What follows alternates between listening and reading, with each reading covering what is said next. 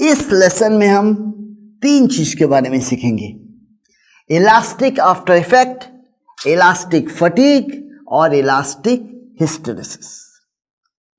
ये elastic after effect क्या है? जब हम किसी चीज के ऊपर डिफॉर्मिंग फोर्स अप्लाई करते हैं, राइट, वो टाइम लेता है to come back to its original size and shape. इसको बोलते हैं इलास्टिक आफ्टर इफेक्ट।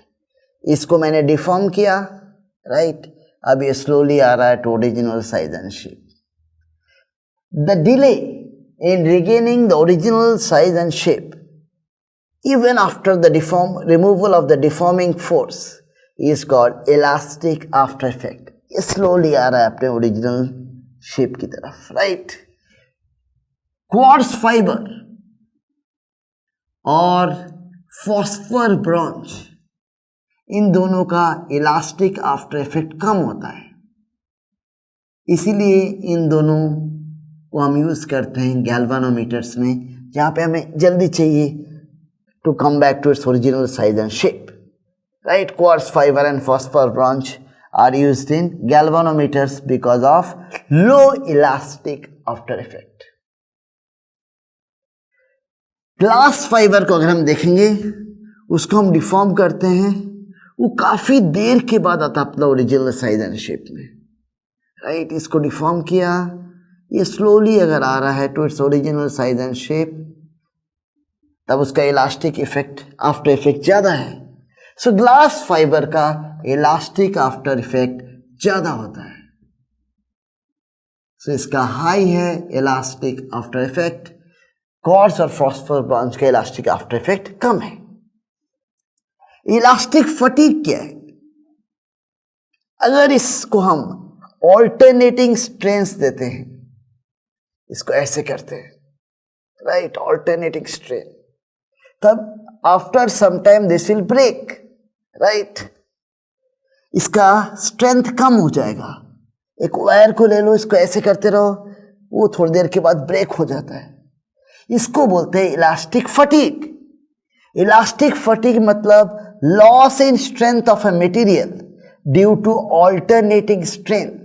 इसको ऐसे मैं करते रहूंगा, इसका स्ट्रेंथ कम हो जाएगा और ये ब्रेक कर जाएगा, उसको बोलते हैं elastic fatigue.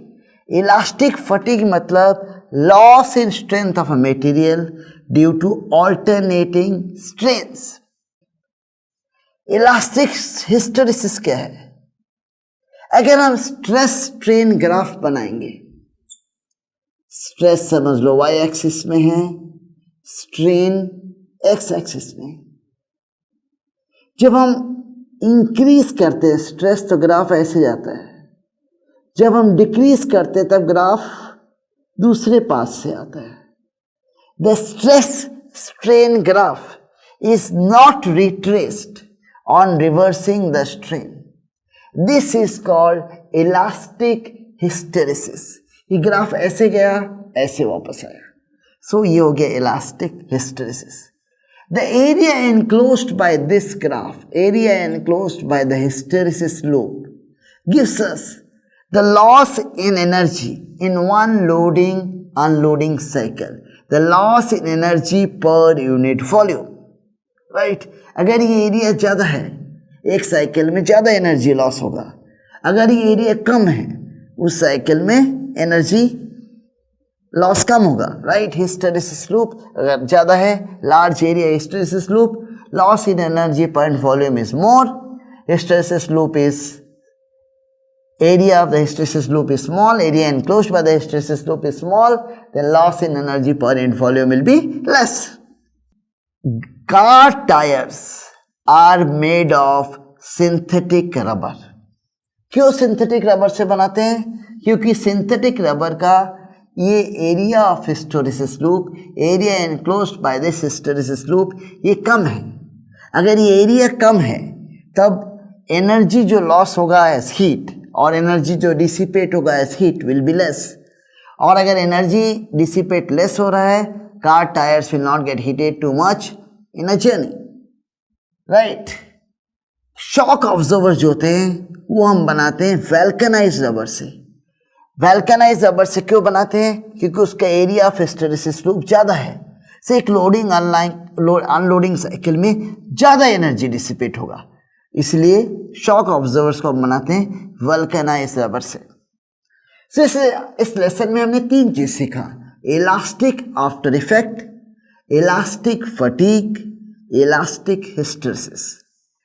Elastic after effect क्या है? The delay in regaining the original size and shape even after removal of the deforming force, ये होता है elastic after effect.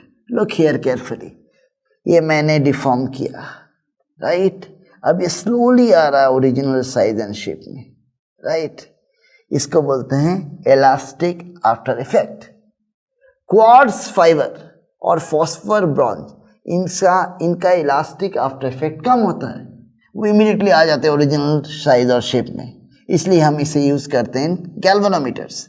Glass fibre, इसका इलास्टिक आफ्टर इफेक्ट काफ़ी ज़्यादा होता है, इसको डिफॉर्म किया वो धीरे धीरे आएगा अपने ओरिजिनल साइज एंड शेप में, राइट, तो इसका इलास्टिक आफ्टर इफेक्ट ज़्यादा है। इलास्टिक फटीग क्या होता है? इलास्टिक फटीग मतलब किसी बॉडी को अगर हम ऑल्टरनेटिंग स्ट्रेंस दे रहे हैं, ऐसे कर रहे हैं, सो स्ट्रेंस ऑल्टरनेटिंग है, तो इसका स्ट्रेंथ कम हो जाता है और इसी बाद में ब्रेक कर जाता है, राइट, कोई वायर को लिया उसको ऐसे करते रहे वो टूट जाएगा। So loss in strength of a material due to alternating strains is called elastic fatigue. Elastic hysteresis क्या है?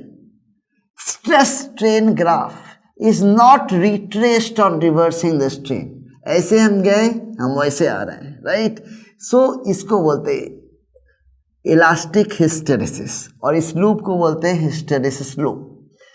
ये लूप का area enclosed by the loop, ये देता है हमें energy dissipated per unit volume in a loading unloading cycle.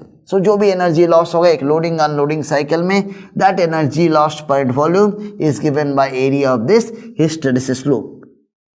Car tyre सब बनाते हैं सिंथेटिक रबर से, उसका होता है small area hysteresis loop, right, इसीलिए कार टायर्स जब जाते हैं जर्नी में, the car tyres do not get too much heated. Shock observers are made of vulcanised rubber which has a large area hysteresis loop, so इसमें काफी energy loss होता है, that's why they are able to act as shock observers. So car tyres remember synthetic rubber, small area hysteresis loop, shock observers vulcanised rubber, large area hysteresis loop.